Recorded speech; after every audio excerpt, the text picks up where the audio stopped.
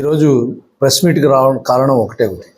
YCP పార్టీకి చెందిన mayor గారు అసలు ఓనామాలు కూడా రాని వ్యక్తి ఈరోజు మేయర్గా రావడం ఈ అనంతపురం ప్రజల యొక్క దురదృష్టకరం అని చెప్పేసి కూడా ఈ సందర్భంగా తెలియజేస్తున్నాను.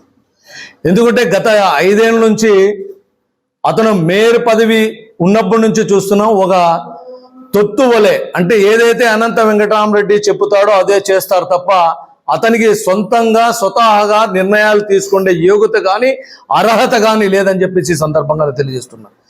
ఈరోజు మీరేందో 11 సీట్లు ఈరోజు రాష్ట్రంలో ప్రజలు చీకొట్టిన మీ ఏ మొగం పెట్టుకొని మీరు ప్రెస్ మీట్ పెడుతున్నారు అంటే, ఇక్కడ స్థానికంగా ఉన్న దగ్గుపాటి వెంకటేశ్వర ప్రసాద్ గారు ఎమ్మెల్యే గారు మీ మున్సిపాలిటీ ఆఫీసులోకి వచ్చి మీ చేసిన అరాచకాలని ఆరా తీస్తుంటే మీ గుండెల్లో రైలు పెరుగుతున్నాయి.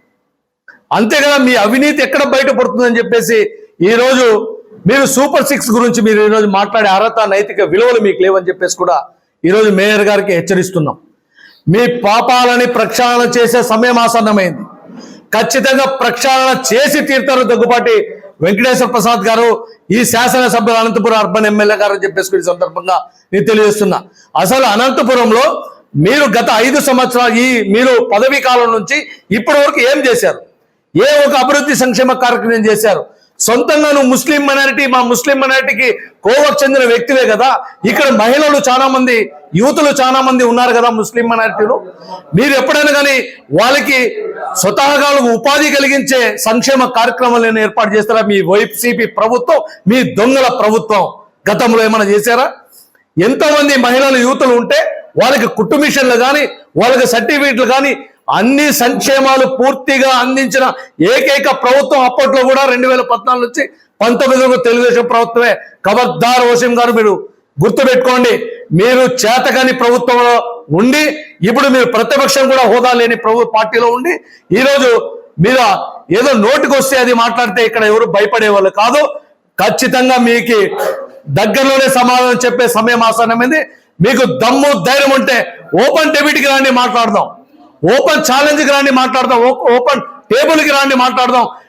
మీరు పదవీ కాలం నుంచి ఏం చేశారో, ఈ 100 రోజుల్లో తెలుగుదేశం పార్టీ అధికారం మహాకూటమి వచ్చిన తర్వాత ఈ రాష్ట్రానికి, ఈ యువతకి, ఈ మహిళలకి, ఈ వృద్ధులకి ఏం చేసిందో ఈరోజు మేము తెలియజేస్తాం.